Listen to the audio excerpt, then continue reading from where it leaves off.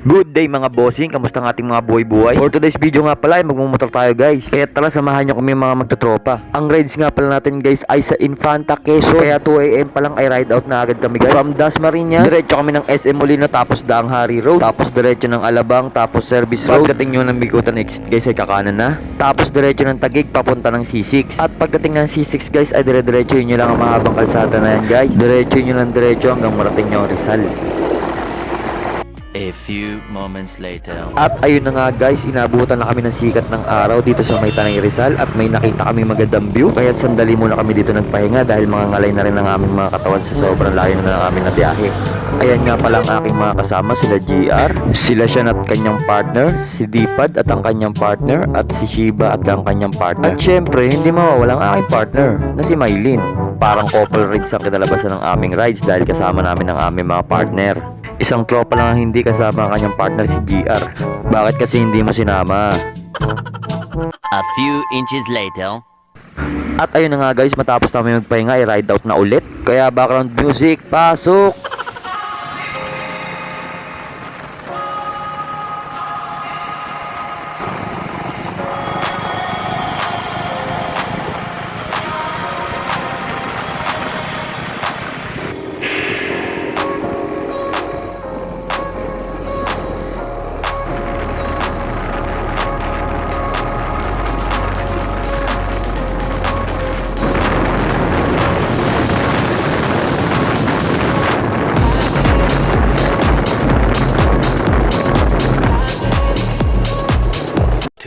Thousand years later. At ayun na nga guys, medyo napahiwalay ang ibang tropa dahil maraming riders ang aming nakasabay. Kaya't napagpasyahan namin magantay muna dito guys upang mag-regroup dahil mahirap pag hindi kayo sabay-sabay na pupunta sa inyong pupuntahan. Kaya dapat laging buo ang inyong samahan.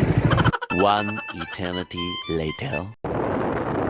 And after that guys, nabuo na rin kami, kompleto na ulit kami, kaya ride out na ulit.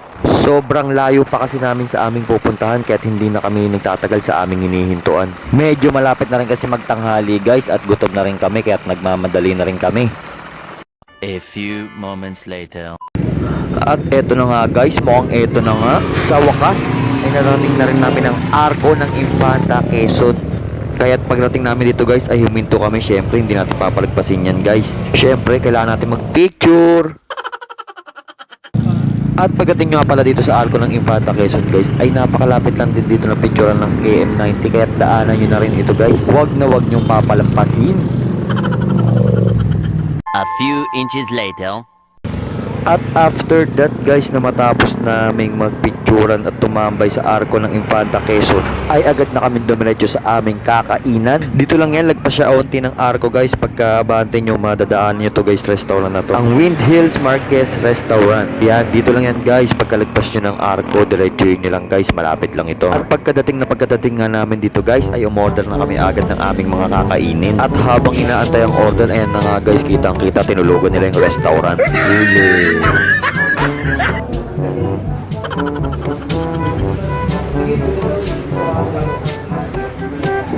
Guys, tinulugan nila yung restaurant.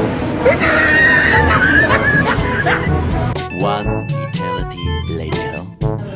And after that, ayun na nga guys, dumating na aming pagkain. Kaya eto, kakain muna kami.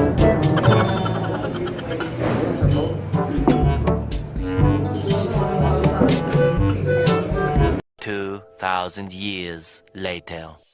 At matapos nga ang ilang oras na biyahe, guys, dito kami dinalang tadhana sa may Upgrade Beach Resort ng Infanta, Quezon. Wala sa aming plano ang pagpunta dito guys, talagang dito lang kami dinala ng tadhana. Pero tignan nyo naman, sulit na sulit ang aming pagpunta dito guys. Bukod nga pala guys sa sobrang ganda ng lugar, napakarami pang activities na pwede nyo magawa dito guys. Meron silang kayak, meron silang ATV rides, meron silang volleyball, meron silang kite flying, meron din silang tent pitching, meron din trampoline, at meron ding dragon boating. Kaya't ano pang hinihintay nyo, puntahan nyo na. At syempre bago ang lahat ng mga activities na yan, unahin natin ang pagkain. Kaya't uunahin ko na munang magparingas ng uling dahil anong oras na wala pa rin kaming sinaing. Tapos yung uulamin pa namin ay malapit na maging daing. Ayaw yung mga tropa. Warap. Di halatang walang tulog. later. At ayun na nga guys, after that, tapos na yung aming kinain. Kaya't amin ang isasali ang mainit na kanin. Ayaw mo tatapos.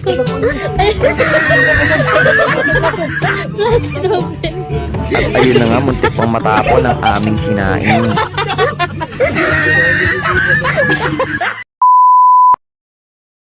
At ayun na nga guys, kumakain na kami. Titikman na namin ang aming mga pinagluluto dito sa Upgrade Beach Resort. At kitang-kita naman guys, mabenta ang aming niluto. Kitang-kita lahat kumakain. Or talagang no choice lang kasi gutom na talaga silang lahat. At syempre pagkatapos kumain ay mga busog na. Kaya't ayan na, pwede na nating gawin ang lahat ng pwedeng gusto nating gawin dito sa Upgrade Beach Resort ng Infanta Quezon. Maraming salamat nga pala sa mga bossing natin dyan na walang sawang nanonood sa ating mga video. Hanggang dito na lang muna tayo guys. Hanggang sa muli. Paalam!